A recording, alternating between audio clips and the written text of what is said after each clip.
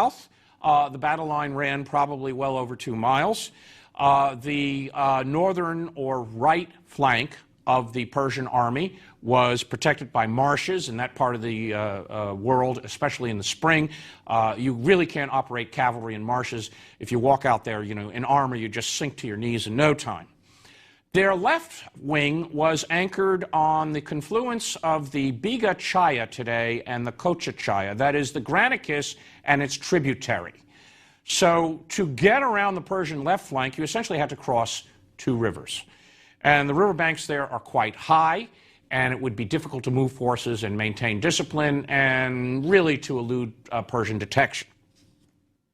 The main forces of the Persians were thus drawn up on the riverbank, on the east bank, and that bank is significantly higher than the west bank, that is the bank that would be occupied by the Macedonians. Furthermore, the river is relatively small. It flows essentially in this time of the year in the middle of the riverbed, and it's a very sandy riverbed with a lot of smooth stones, and very quickly any men fighting in this wide riverbed would find themselves in very slippery conditions. The Persian satraps in Arsaces, who was the satrap of that region, was probably in overall command, with the agreement, I suspect, of Memnon, decided that they would draw up the Persian cavalry. And these were largely Persian colonists settled in Asia Minor, as well as Anatolian levies who were armed similarly to the Persian forces. They drew up their forces behind the river bank, high up. The position was ideal for defense. The Persians have often been criticized for doing this, but Persian cavalry was not shock cavalry the way the Macedonians were.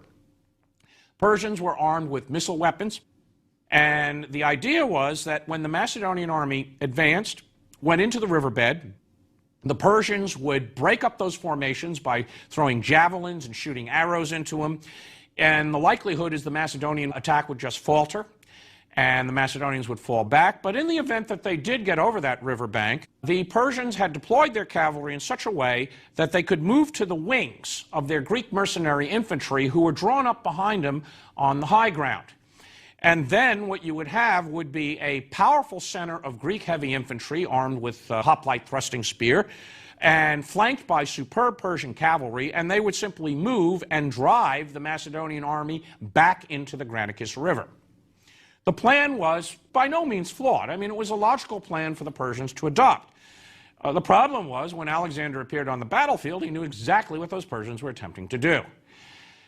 Late in the afternoon, Alexander's army came across the open plain, called by Justin the Plain of Adrestus, and that plain had essentially no obstacles to it. To the right of Alexander's army, that would be to the south, was high ground where Alexander could easily get up and survey the Persian positions. And you have to remember, those Persian soldiers and Greek mercenaries, they'd been standing there all day. Undoubtedly, they hadn't had a particularly good army day. They were put in position early in the day and waiting. The Macedonian army arrived, and Alexander conducted an extremely difficult move. It reminds you of the kind of awe and audacity that he displayed at the city of Pelion against the Illyrians. He moved his army out of line of march into line of battle, so that they actually deployed in front of the Persian army, out of bowshot. Parmenio, who saw the Persian positions, according to Arrian, said, look, why bother attacking now? It's late in the day. Let's wait for the Persians to withdraw, and then we probably can cross the river either unopposed because the Persians are not there, or at least come up with a more conventional battle. And throughout Arrian's account, Parmenio acts as a foil. And we're not sure if he always said this, but in any event, Parmenio is used by Arrian as a way to represent the more cautious and older generation of officers. Some scholars believe that this has been deliberately done to magnify Alexander and diminish the achievement of Parmenio. Parmenio always was second in command, and he always commanded the left wing, the left half of the Macedonian army. His loyalty was unquestioned, and he clearly was a very, very able tactician. Nonetheless, Alexander rejected this advice, and if we accept this tradition, he saw immediately that the Persians had put themselves in a flawed position. Riverbanks are not straight lines, and riverbanks always have exposed positions. Alexander saw 2 points. One was that the problem with Persian cavalry was to get it to commit into hand-to-hand combat, into close order combat, where the companion cavalry could really make headway given their superior discipline. They fought in tight units, and their lances. So the idea was to lure at least part of that Persian cavalry off the high ground into the riverbed. Once in that riverbed, the companion cavalry could confine Persian movement and essentially mow them down with their lances and push the Persians up and off the riverbank and flank the army. That meant if you could break the enemy position at one point and get your Macedonian cavalry up there, the rest of the Macedonian army could probably cross with very little opposition because the Persians would essentially quit the field. And to do this, he adopted a rather unusual variation of the battle of encirclement. In classic Macedonian battles, the companion cavalry occupied a position close to the infantry. Alexander assembled his 6 regiments of the phalanx, 8 deep rather than 16 because it was a long battlefront. The Hypaspes took their position on the right next to the phalanx regiments. But instead of the companion cavalry, Alexander deployed various light cavalry, notably the prodromi, the scouts, Thracian units. And then the companion cavalry was on the far right. The Thessalian and Greek mercenary cavalry was on the left, commanded by Parmenio. In front of Alexander's companions on the far right of the Macedonian line were light infantry and the Agrianian, the javelin men. What Alexander did was order attack in 2 waves. Those various light cavalry formations between the companions and the Hypaspes were ordered in first, and they hit a point along the riverbank where there was an angle. And according to the account of Arrian, the Macedonian army moved up in perfect discipline. Everyone stopped, took their breath, and then Amyntas, in command of the prodromi, led these squadrons down into the riverbed. And the rest of the Macedonian army followed at a slower pace. The immediate reaction of the Persians was to, well, throw those javelins at them. The initial attack gets broken up. That's where probably most losses were suffered. And as the Macedonian and Thracian light horse fell back into the riverbed, the Persians were drawn off the riverbank to pursue and into the riverbed. Meantime, the companion cavalry had swung around on the right flank, descended into the river, and then came barreling down the river as if it were a bowling alley and smashed those Persian forces that were right in the riverbed.